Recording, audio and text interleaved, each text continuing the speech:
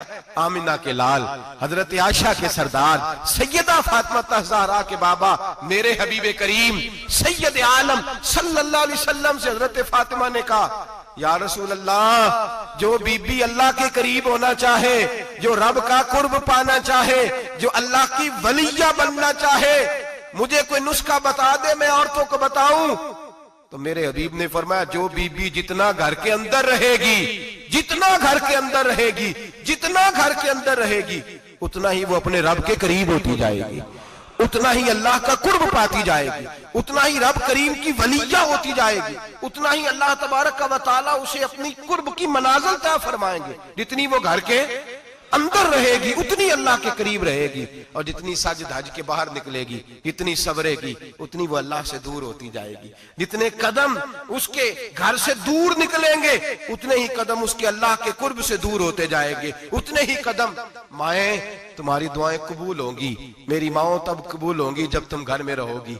बेटियों, रब करीम का कुर्ब उस वक्त नसीब होगा जब तुम घर के अंदर रहोगी। तुम भाई के लिए मांगोगी तो अल्लाह तुम्हें देगा, बेटे के लिए मांगोगी तो अल्लाह तुम्हें देगा, शोहर के लिए मांगोगी तो अल्लाह तुम्हें देगा। अगर चाहती हो कारोबार बढ़े, अगर चाहती हो रिस्क में बरकत हो, अगर चाहती हो तुम्हारे घरों में अमन हो, सुकून हो, जो तुम मांगो अर्श का मालिक तुम्हें अता करे। तो फिर मेरे रसूल ने नुस्खा बतलाया है, फिर मेरे करीम ने बतलाया, घरों में बैठी रहना, जितनी घरों के अंदर रहोगी उतना ही अल्लाह ज्यादा दर्जा अता फरमाएगा, तुम्हारी दुआएं कबूल करेगा, तुम्हारी इल्तिजाएं अल्लाह मानेगा। मेरे भाइयों, मेरे अजीजों, औरत के साथ जो जुल्म इस मुआशरे में हो रहा है, बेपर्दगी का तूफान है, तूफान है बेपर्दगी का। एक बुजुर्ग थे, दरवेश से, सादे से, वो आई साहब के पास अक्सर आया करते थे। तो थे बड़े सादे और थे बड़े नेक, पढ़े हुए नहीं थे, जाग रहे हैं आप हजरात, नेक बड़े थे।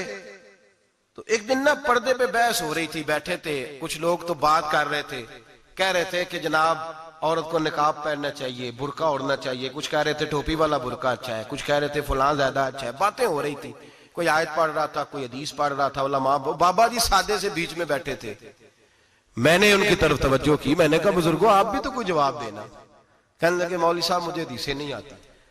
कहने लगे मुझे आयतें और हदीसें, मुझे नहीं आती आयतें और हदीसें, पर पर्दा बड़ा जरूरी है, ये मेरी अकल में बात आ गई है।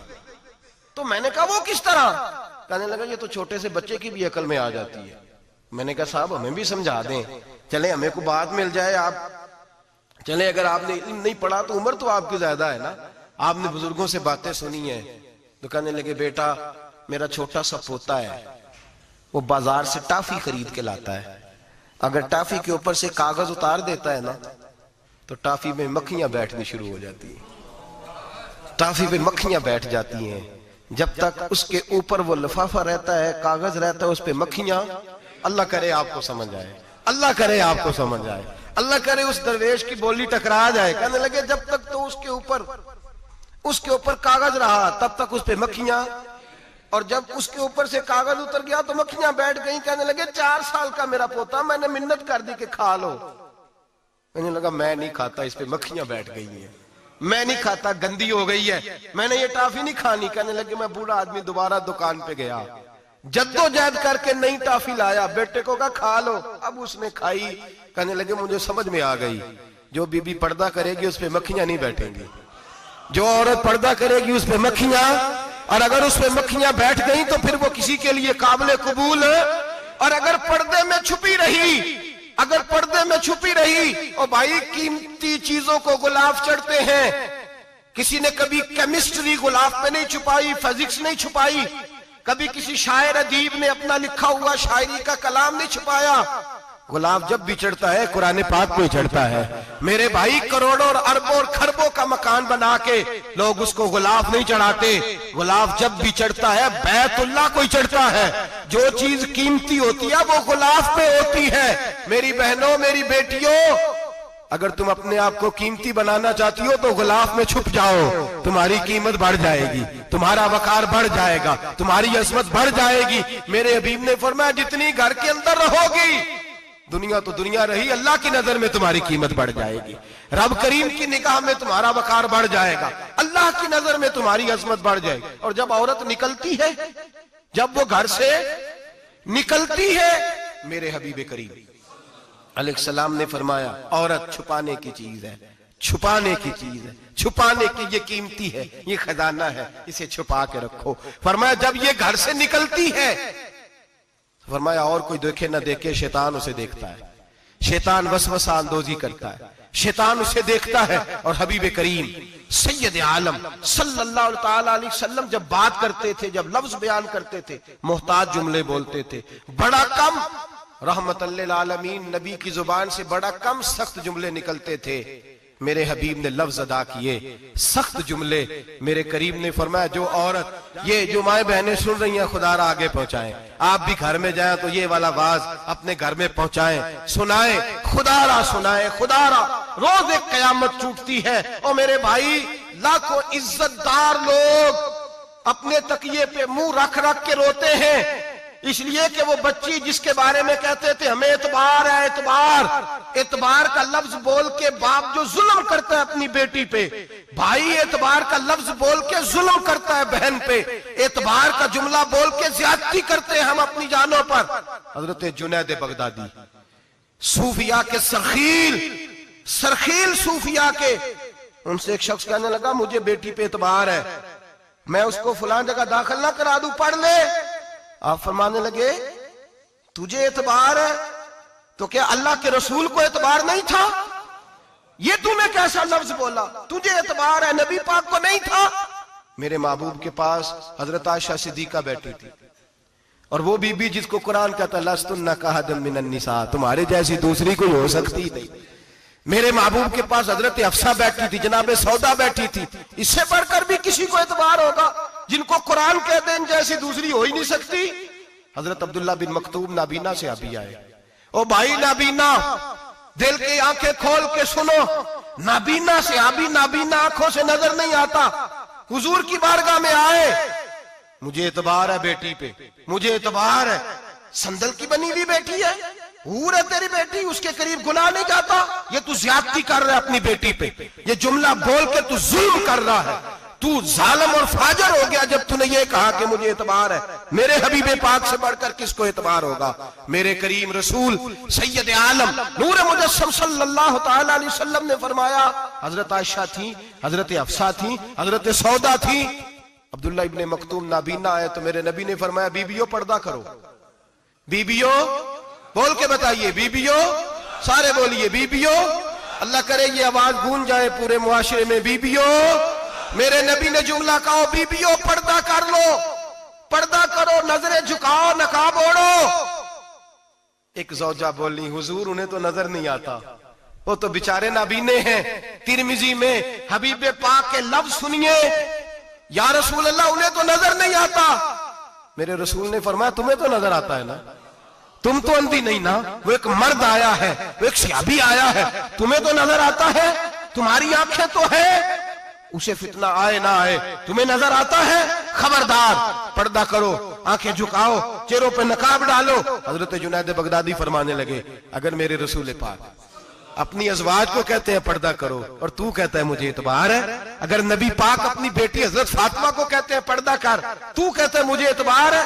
जनाब जुनैद बगदादी मजीद बोले, आप फरमाने लगे अगर हसन बसरी पढ़ाने वाला हो, राबिया बसरी पढ़ने वाली हो और बीच में कुरान पाक पढ़ा हुआ हो, पढ़ाने वाला हसन बसरी, पढ़ाने वाले हसन बसरी जिन्होंने मौला अली शेर खुदा की सोबत पाई, जिन्होंने उम्मुल मोमिनीन हजरत उम्मे सलमा के घर में परवरिश पाई, फरमाया पढ़ाने वाला हसन बसरी, पढ़ने वाली राबिया बसरी, वो बीबी जो दुआ मांगे तो अल्लाह मुर्दा ऊंट को जिंदा फरमा दे।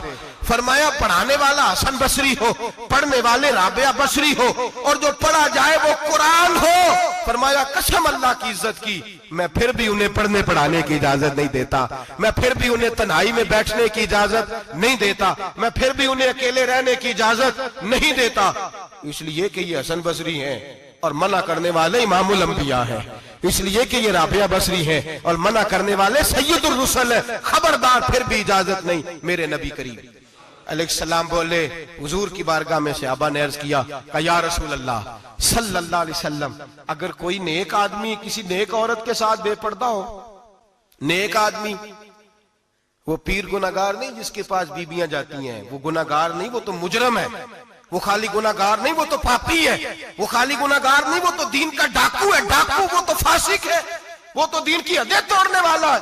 वो तो उसको तो घसीटा जाएगा कयामत के दिन, जो औरतों से बेपर्दा मिलता तो घसीटा जाएगा।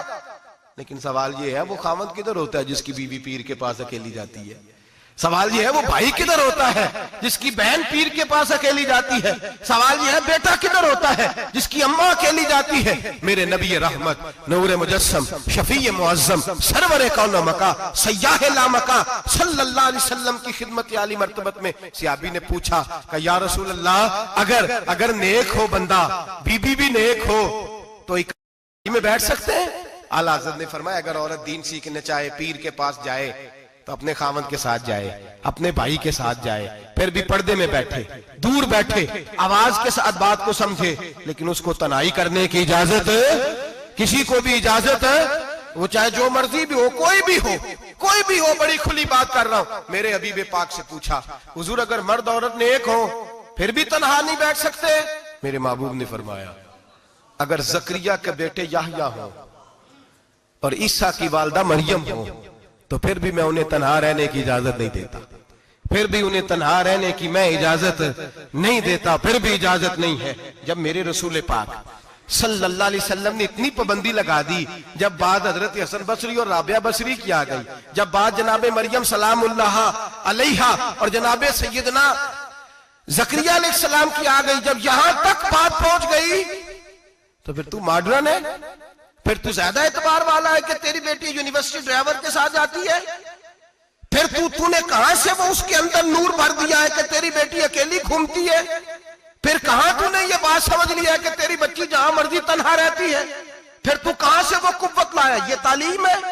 इकबाल ने कहा, यार मशरिक हवस में गलता, शबाब उरिया शराब इसियां, इसे भी देखो गरी के इसियां, हम ऐसी तहजीब क्या करेंगे? और इकबाल कहने लगे, तुम्हारी तहजीब खुद अपने खंजर से खुदकुशी करेगी, इसलिए कि जो शाख नाजुक पे बनेगा आशियाना वो ना पायदार होगा। मेरे भाई, हम लोग पहले हाथ में आग का अंगारा देते हैं, फिर कहते हैं बेटे तूने जलना नहीं। हम पहले उसको सारी सहूलियात देते हैं, फिर कहते हैं तूने बिगड़ना नहीं। मेरे नबी रहमत, नूर मुजस्सम, शफी मुअज्जम सल्लल्लाहु अलैहि वसल्लम ने फरमाया, जो बीबी बन सवर के बाजार जाए, मेरी तरफ देखे, आंखें खोल के देखे, ये हदीस आपने सुनानी है। इंशाल्लाह बोलिए, सुनाएंगे इंशाल्लाह ताला, बोल के इंशाल्लाह कहिए, आपको सवाब होगा। सुनाएंगे इंशाल्लाह। मेरे नबी करीम सल्लल्लाहु अलैहि वसल्लम ने फरमाया, जो औरत बन सवर के बाजार जाए, अब तो खैर बीबियां बुरका पहन के जाती, बुरके पे भी कढ़ाई की है, बुरके पे भी काम कराया,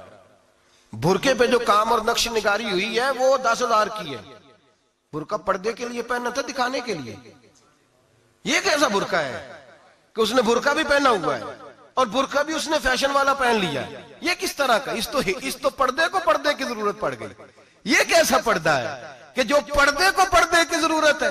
बुरका तो इसलिए होता है कि मुझे देखे कोई ना, और इसने तो पहना ही इसलिए कि जरा लोग देखें तो सही, मैंने कितना कीमती पहना है। इस हिजाब को हिजाब की जरूरत पड़ गई। मेरे हबीब पाक अलैहिस्सलाम ने फरमाया, बिला जरूरत औरत को इजाजत है, बीमार हो तो डॉक्टर के पास जाए, औरत को इजाजत है, जरूरत पड़ जाए, घर में सौदा सलफ ना आता हो तो लेने चली जाए, औरत को इजाजत है। अगर गवाही की जरूरत पड़ जाए तो पर्दा करके काजी अदालत के पास गवाही देने जाए, औरत को इजाजत है हज पे जाए, औरत को इजाजत है उम्रे पे जाए, औरत को इजाजत है कि अगर किसी वक्त जिहाद के लिए औरतों की जरूरत पड़ गई तो हजरत फातिमा और जनाब आयशा की सुन्नत अदा करे, जिहाद को जाए।